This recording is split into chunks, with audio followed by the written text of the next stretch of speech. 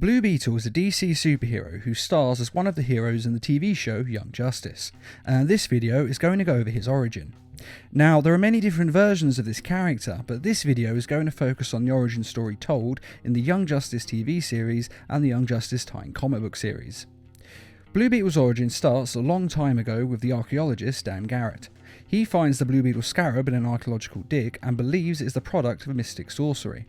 The scarab later fuses with him by attaching itself to Dan's spine, and once fused, the scarab gives its host armour, not unlike the armour of Iron Man, though it does seem to be even more powerful than his.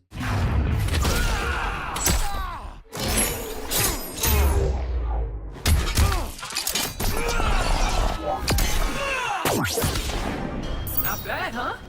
Dan Garrett uses the armour to become a superhero and the first Blue Beetle. Dan Garrett lived his life and eventually died and passed on the scarab to his protege, Ted Kord. Now, Ted Kord was a super genius and had his own tech company that sold the tech he designed.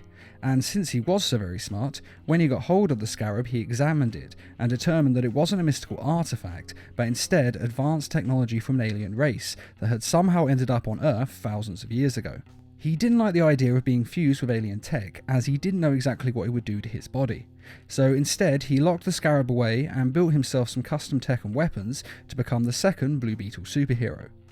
Years passed with the scarab locked away and with Ted Kord still working as the hero Blue Beetle, but unknown to him, an alien race called the Reach decided to come to Earth, having been lured in by the criminal organisation known as the Light.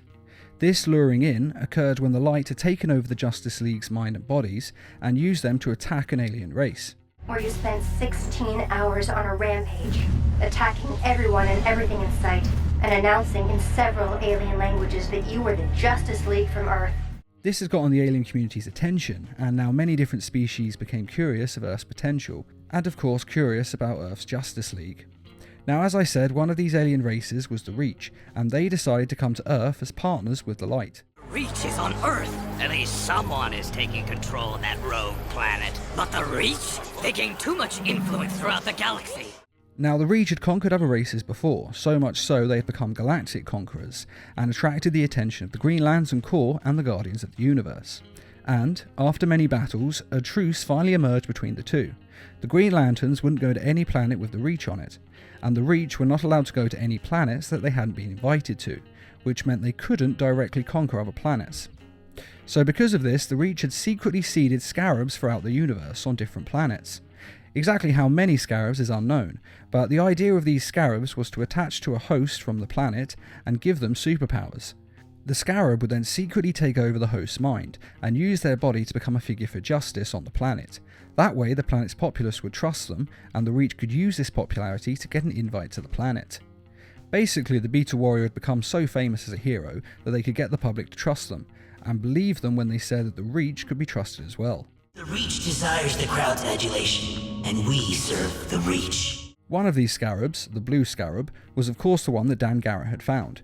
However, it hadn't taken over his mind or any of its previous hosts. The reason for this was because when it had landed on Earth 4,000 years ago, sorceresses had discovered what it was and used their magic to cleanse the scarab, and make it so it would not take over its host's mind, but instead give them superpowers and merely advise them. Now obviously Ted Kord did not know any of this. If he had, then he may have actually fused with the scarab, but since he hadn't fused with it, the Reach had decided that they wanted it taken away from him, and they wanted the scarab to be fused with another human so it could be used to further their own agenda. So the Reach wanted the Light to take the scarab from Ted Kord. To this end, Sportsmaster and Deathstroke went to Kord Industries to retrieve the scarab. Ted Kord fought back of course, and an explosion ensued that killed Ted Kord and blasted the scarab out of the building. At this exact moment in time, a completely random human who had nothing to do with any of this, named Jaime Reyes, was skateboarding through Kord Industries' car park, as it was a shortcut to his home, and he was caught in the explosion. Fortunately, he was far enough away from the explosion that it didn't harm him. It did set his top on fire, but he was able to get it off before being seriously burnt.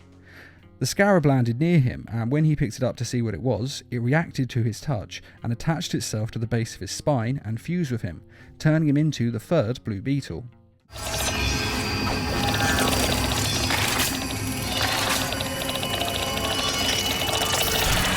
Now at first Jaime didn't know what to do with the armour, but he did use it to fight crime a few times, even having teamed up with Captain Atom, Green Lantern and Peacemaker. After these team-ups, the Justice League told Nightwing about him, as Blue Beetle was a potential candidate for the team. And since Blue Beetle was under 18, he was legally a minor, and so the team contacted his parents first to see if it was okay for him to be a superhero. Now, when I read this in the Young Justice comic, I was a bit surprised, as they essentially outed him as a superhero to his parents. And though it may be good for his parents to know about this, it doesn't really seem like it's Nightwing's secret to give away, you know? But anyway, his parents were, rather surprisingly, okay with him being a superhero, although they thought he should get training from the team.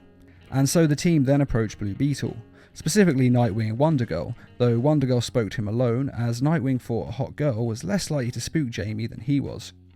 Then Nightwing came in after, and they spoke to him about their secret team and him joining it.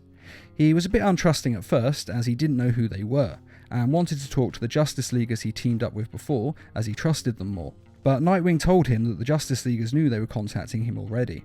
But unfortunately at this point, 2 different aliens were attacking the Earth, one of which was Brainiac, who was shrinking Metropolis. And so it was a all-hands-on-deck moment, and Nightwing and Wonder Girl had to leave, and they took Blue Beetle with them to Metropolis to help out how they could. Blue Beetle did help them in the fight, and after the day was won, he decided to join the team as the hero Blue Beetle, which is where his story picks up at the beginning of Season 2. And that is Blue Beetle's origin. I must say that this version of Blue Beetle is my personal favourite that's been made to date, and I think the armour design used in Young Justice is the best that I've seen. In some of the comics his armour is more Scarab looking, but I think they got it right with the Young Justice show. But what do you think of this Blue Beetle, and which of the Blue Beetles is your personal favourite? And what are you looking forward to them doing with his character in Season 3 of Young Justice? Be sure to let us know in the comments. Just like to say a quick thank you to those who made this video possible by donating to the Needle Mouse Productions page on Patreon. Patreon is a crowdfunding site that's helping us to bring you more videos each week and to raise funds for adapting comic book stories into short animated films. If you're interested in donating or just want to find out more, a link is in this video's description.